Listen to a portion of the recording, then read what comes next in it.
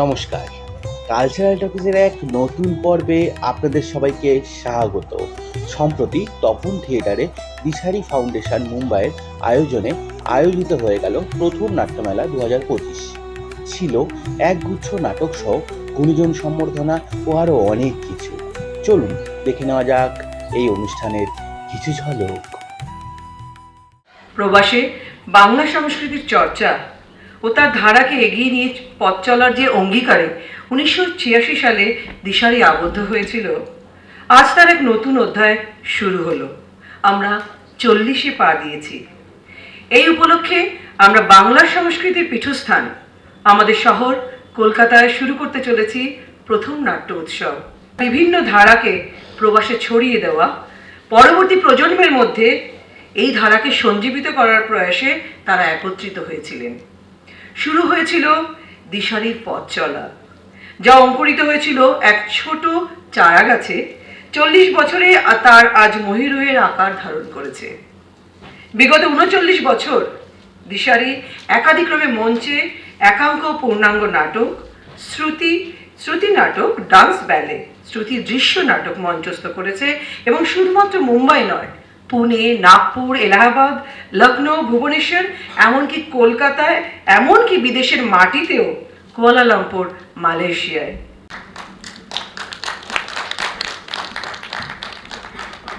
অনেক ধন্যবাদ আপনাদের। শুধু বাংলা নয়, শুধু বম্বে নয়, ওরা পুনে আরো অনেক অনেক জায়গায় আপনারা শুনলেন তারা চালিয়ে যাচ্ছেন। আমরা এইসব বাংলাকে ধরেই এগিয়ে আছি। তবু এই দিশারির আমন্ত্রণে আমরা গিয়েছিলাম বম্বেতে। ওনাদেরই আমন্ত্রণে আমরা অভিনয় করে এসেছিলাম রাজ্যলোক নাটকটি। আজকে খুব আনন্দিত যে আমি গর্বিত যে এরকম একটা দিশারি আজকে সত্যি দিশারিভাবে এগিয়ে চলেছে। মহিরূপ যেটা বললেন, মহিরূপ হয়ে উঠেছেন। আরো আরো আরো এগিয়ে চলুক এই কামনা করি। কারণ আমি বেশি কথা বলবো না এবং সবাইকে ভালোবাসা জানিয়ে, শুভেচ্ছা জানিয়ে আমি দিশারির প্রতি সব কর্ণধারকে এবং সাথী গোস্বামী এবং দীপেন গোস্বামীকে দুজনকে অসংখ্য ধন্যবাদ জানিয়েছে। তারা চালিয়ে যান এইভাবে। আমাদের যখন সহযোগিতা করবে আমরা সবসময় আমরা পাশে আছি। যেমন 19 সালে আমরা একবার চেষ্টা করেছিলাম, যতটা পেরেছি ওনাদের পাশে থাকার। আমরাই সব্যসাচী চক্রবর্তীকে নিয়ে এসেছিলাম, নিয়ে এসে ওনাকে দিয়েই আমরা দিশারির এই বইটা আমরা অডিও ক্যাসেটটা উদ্বোধন করিয়েছিলাম।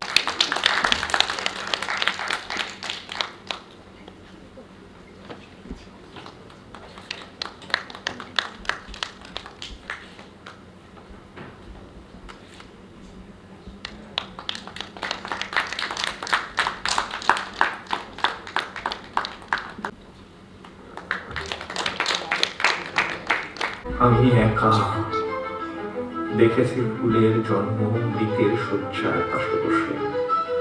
জন্মান্ধ মেয়েকে আমি জ্যোৎস্নার ধারণা দেব বলে এখনো রাত্রির এই মরুভূমি জাগিয়ে রেখেছি। দেখো সেই মরুরাত্রি চোখ থেকে চোখে আজ পাঠালো সংকেত। যদি বুঝে থাকো তবে একবার মুগ্ধ করো বধির কবিকে।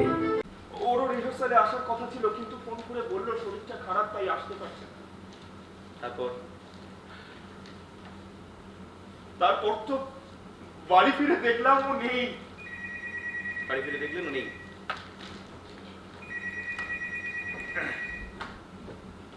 হ্যালো, হ্যাঁ কে? হ্যাঁ বলছি। ও বলো বলো বলো বলো হ্যাঁ কি হয়েছে বলো। সেদিন কি হয়েছিল সেটা তো আপনি ভালো করে জানেন। আপনার কাছে তো ওই পোস্টমর্টেম রিপোর্টটা আছে, তাই না? আপনি খুব ভালো করেই জানেন যে সুচরিতা খুন হয়নি, মারা গিয়েছিল। আর আপনাকে আমি যতদূর চিনেছি তাতে এটা সম্পর্কে নিশ্চিত না হলে এতক্ষণ আমরা লক আপে থাকতাম। জানো না, ডানা বা আগুন কবিতা লেখার জন্য শব্দ মাত্র। ডানা বা আগুন কবিতা লেখার জন্য শব্দ মাত্র। এটা হচ্ছে আপনার আসল রূপ। আর আপনি যেটা করে থাকেন, যেটা দেখে আপনার দলের সমস্ত ছোট ছোট ছেলেগুলো আপনাদের দিকে দিয়ে আসে, আমি ওদের দেখেছি। আজ আমরা তপন থিয়েটারে এই নাট্যোৎসবে অংশগ্রহণ করেছি দিশারি মুম্বাইয়ের আয়োজনে।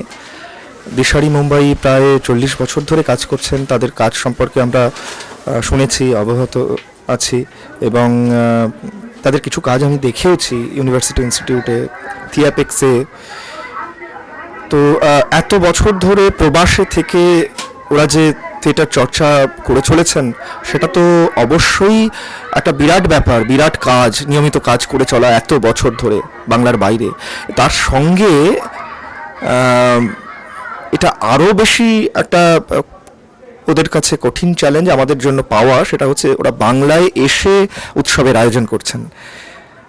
তো শুধু এমন নয় যে ওনারা নিজেরা অভিনয় করছেন, ওনাদের দুটো নাটক যেমন রয়েছে মহাসিন্ধুর ওপার হতে, এবং মানে ওদের দুটো প্রযোজনার সঙ্গে ওনারা বাংলার 3টি দলকেও জায়গা দিয়েছেন। তো এই যে ভাবনাটার জন্যই দিশারি মুম্বাইকে ধন্যবাদ দীপায়নদাকে এবং দিশারির সব সভ্যদের। তোমাকে দোহাই দিই, একটা সাধারণ মেয়ের গল্প লেখো তুমি শরৎবাবু। বড় দুঃখ তার স্বভাবের গভীরে যদি কিছু থাকে কেমন করে প্রমাণ করবে সে? এমন কজন মেলে অবজ্ঞা তো এসব বড় বড় পত্রিকার জন্য তোদের হাত সর্বদাই দরাজ, কিন্তু আমাদের মতন এই ছোট ছোট পত্রিকার জন্য নইব চাপ।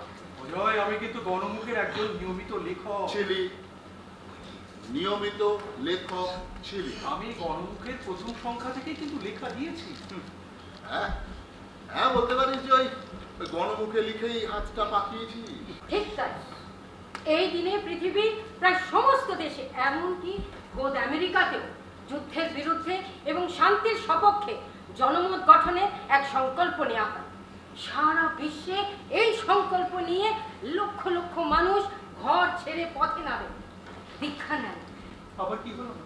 দেখো, সৃষ্টির একটা আনন্দ আছে, এটা ঠিক, কিন্তু লেখক শিল্পী তাদের না একটা সামাজিক দায়বদ্ধতা আছে। সুতরাং সৃষ্টিটা আসে সেই দায়বদ্ধতা থেকে, শুধু আনন্দ থেকে না।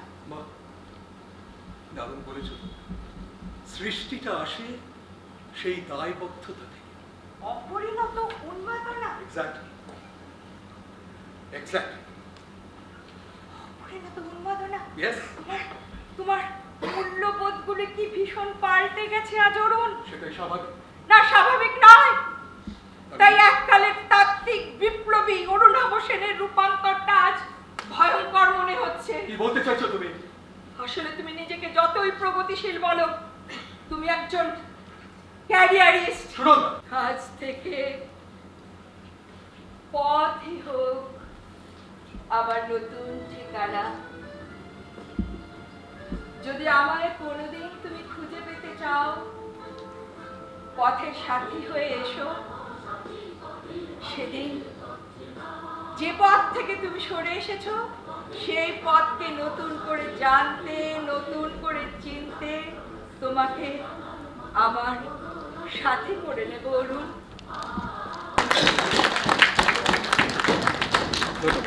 দিশারি ফাউন্ডেশনের 40 পা।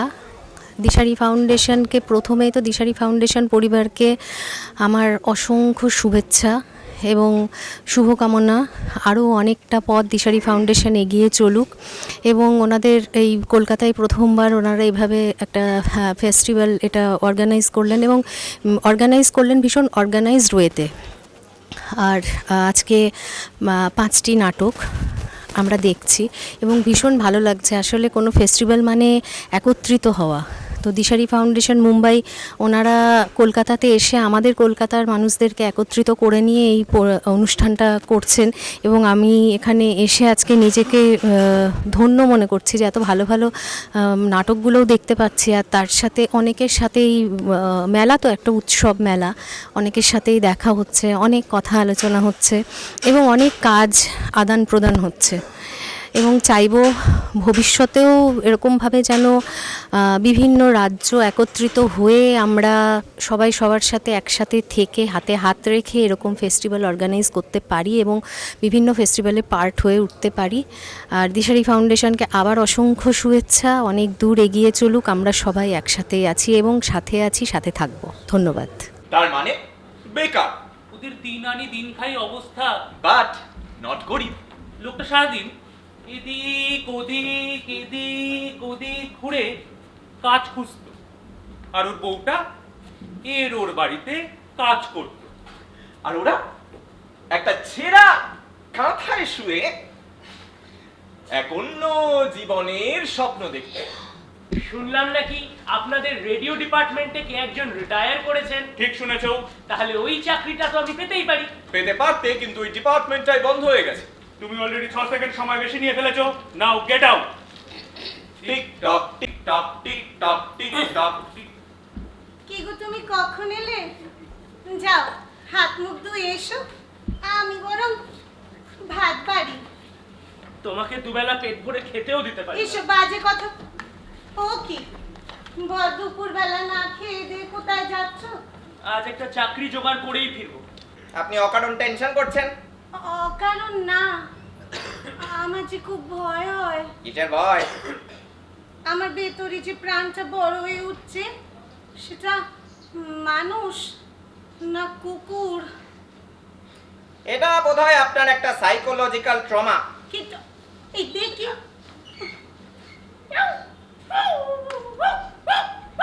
এক যে ছিল কুকুর।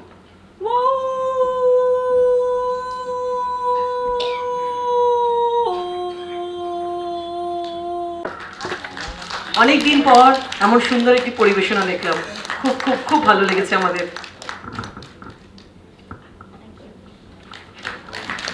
অনেক ধন্যবাদ। তিন ফুলে তোর তো কেউ কোথাও নেই। তা তো দেশে ফেরার তো তারা কিসের রে? ও বাবা, যখনই ফিরবো তখনই বলবি তারা কিসে। আর তাছাড়া সত্যি কথা বলতে কি সুজিত, দেরি করে তো ফিরছি। কিসের দেরি? কিসের দেরি? হ্যাঁ, কিসের দেরি? দেখ, চোখের সামনে ওয়ার্ল্ড ট্রেড সেন্টার গেল, সবাই গেল, ইরাকও গেল, আর পারলাম না জানিস। কে ডাকে কাতর প্রাণে মধুর টানে আয় চলিয়া। ওরে, যতই আকাশে ডানা ছড়াস, একদিন না একদিন সবাইকে মিলে ফিরবে। কে বললো ফিরতে হবে? আমরা তো ফিরছি না। ওরে ফিরবি না? না। কি রে সুজিত? না মানে বাড়িটা মর্গেজ আছে, বুঝলি তো? ভুবন ডাঙ্গার মাঠ। সত্যি আমরা সবাই খুঁজে ফিরি মনে মনে একটা ভুবন ডাঙ্গার মাঠ, কিন্তু বড় থেকে জোটে জানিস, ওই যে বলে গেল পিচকুড়ির ঠাপ। আরে ওর সাথে ঘুরতো পাতলা লাজুক একটি ছেলে, এই আমাদের প্রেসিডেন্সিতে ছিল না সুজিত, তোদের মেডিকেল কলেজে ছিল। সুজিত বলতে পারি। সুপ্রিয়, সুপ্রিয় হালদার। এই সুপ্রিয় হালদারের কি খবর রে? যতদূর শুনেছি, আমরা ধরা পড়ার কয়েকদিনের মধ্যেই হ্যাঁ, সুপ্রিয় হালদার পুলিশের গুলিতে চিরস্থির হয়ে গেছে।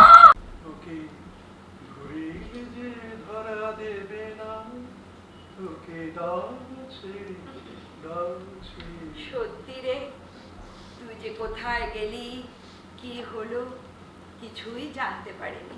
জানার ইচ্ছে ছিল তোদের? হয়তো বা তাই, কিন্তু সত্যি বলতো, ছাড়া পেতে তোর কেন এত দেরি হলো রে? Be honest Mili, be honest. তুমি রাগ করছো মিলি? দেবিকা, সরি, তুমি রাগ করছো। Why? Is it necessary? Anyway,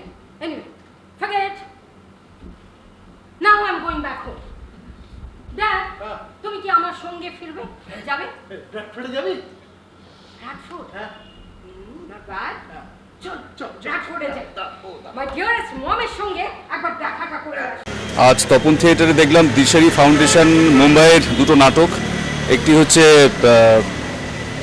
পথে এবার নামুর সাথী, আর আরেকটি হচ্ছে মহাসুন্দর উপর থেকে। দুটো নাটকে আমার ভীষণ ভালো লাগলো, বিষয়গুলো ভীষণ ভালো এবং অভিনয় খুব ন্যাচারাল। সব মিলিয়ে আমার দুর্দান্ত লেগেছে। মানে ওনারা মুম্বাইয়ের থাকেন কিন্তু কলকাতায় এসেছেন, দুটো নাটক আমাদের সামনে মঞ্চস্থ করলেন। দর্শক হিসাবে দর্শকের আসনে বসে আমার ভীষণ ভালো লাগলো যে ওদের অভিনয়, ওদের বিষয় ভাবনা, গান, ব্যাকগ্রাউন্ড মিউজিক সমস্ত কিছু আমার খুব সুন্দর লেগেছে। অনেক শুভেচ্ছা, অনেক শ্রদ্ধা, প্রণাম, ভালোবাসা ওদের প্রতি। নমস্কার। প্লিজ অফিসার, ওভাবে বলে আপনি আমাকে লজ্জা দেবেন। আপনার মাইনের অর্ধেক টাকা আপনি দুস্থ রোগীদের ওষুধপত্রের জন্য ব্যয় করেন, সে খবর আমি রাখি। আসলে কি জানেন তো, ছোটবেলাটা না খুব অভাবে কেটেছে। বাবা আমাকে সবসময় শিখিয়েছে মানুষকে সবার আগে মানুষ ভাবতে। এই যে রোগীদের কথা আপনি বলছেন না, ওরা আমার কাছে সবার আগে মানুষ, এটা ওদের প্রথম এবং একমাত্র পরিচয়। আর আপনার অর্ডার পেয়ে মিস্টার থাপা সঙ্গে সঙ্গে খাবারটা আপনার কাছে পৌঁছে দেন, কারণ পাহাড়ি এলাকায় এমনিতেই সবাই শীতের রাতে তাড়াতাড়ি ঘুমিয়ে পড়ে, আর তার উপর আপনি সবার প্রিয় ডক্টর ম্যান। তাই মিস্টার থাপার অর্ডারে সঙ্গে সঙ্গে কিষণ লাল আপনার কাছে খাবারটা নিয়ে পৌঁছে যায়। ওটা আমার অনুরোধটা ফেলতে পারেনি, ও শুধু আমাকে টিটপটিটা শোনাতে হেল্প করেছিল অফিসার। ও ও এটাতে যুক্ত নয় অফিসার, ওকে জড়াবেন না, এর মধ্যে ও যুক্ত নয়।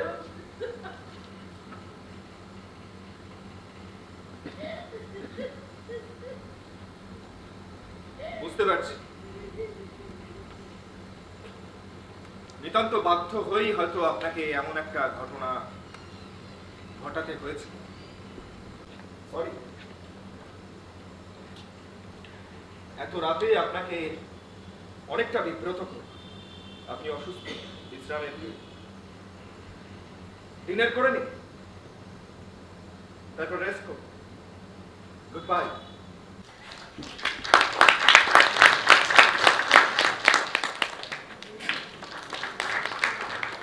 এই আমাদের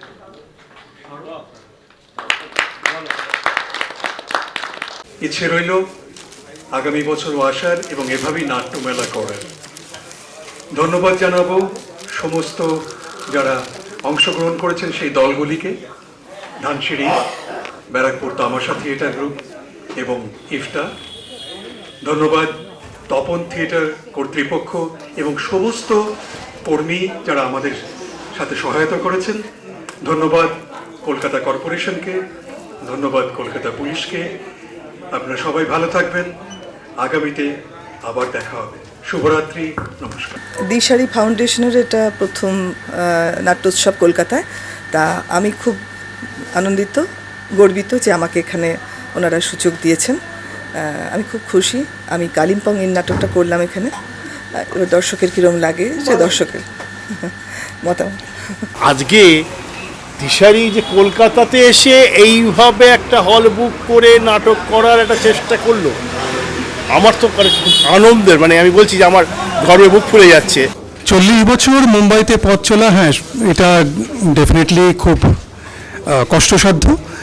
মানে মুম্বাইতে তো কোনো বাংলা নাটক কিংবা বাংলা ভাষার জন্য কোনো অনুদান কিংবা কোনো রকম কি বলবো কোনো এনথুজিয়াজম কিছুই তো নেই। আমরা নিজেরাই করি এবং এরা আমরা সবাই চাকুরিজীবী। মানে বললে অবাক হতে পারেন যে আমরা হয়তো 2-3 দিন পর পর একবার রাত 9টার সময় রিহার্সাল শুরু করি, 9টা থেকে 11টা পর্যন্ত দিই, শনি রোববারটা দেবার চেষ্টা করি। এই করে করেই বছরের পর বছর চলে গেছে, 39 পেরিয়ে 40-এ পাওয়া হয়েছে। আর কেন কলকাতায় এসে করলাম তার কারণ আমরা তো রুট তো কলকাতা থেকেই তো গেছি, কলকাতাকে ভুলি কি করে। সেই জন্যই তো দেখছেন না দ্বিতীয় নাটকে আমি বস্টন থেকে কলকাতাতেই ফিরছি। তো সেই জন্য কলকাতাকে তো ভোলা যাবে না, আর কলকাতা বাংলা নাটকের পীঠস্থান, তাকে ভুলি কি করে।